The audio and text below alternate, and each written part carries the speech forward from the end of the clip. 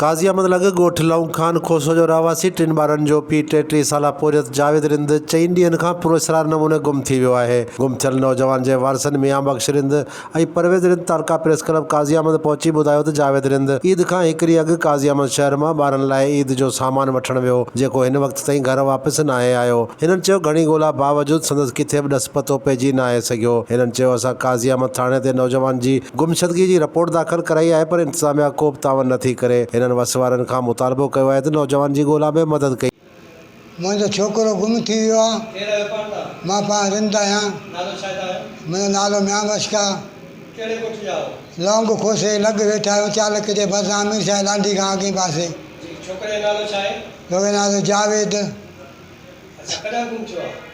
3 तारीख़ गुम थियो आहे। ईद खां हिकिड़ो ॾींहुं अॻु में आयो, कराची मां आयो, घर अची मां वञा थो शहर मां सामान वठणु, मोटियो ई वरी कोन्हे।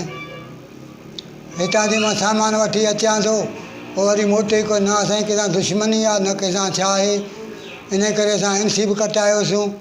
असां इन करे अपील था कयूं त महिरबानी करे किथे बि हुजे त वापसि अचे।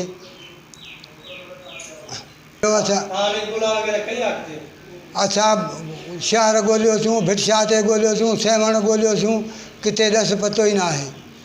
शदापुर बि असां पुछा कईसीं, उते बि ॾस पतो न आहे। टंडिया ते पुछा कयोसीं, उते बि ॾस पतो न आहे। हाणे ख़बर न आहे केॾांहुं वियो केॾांहुं कोन वियो, इहो को ख़बर न आहे।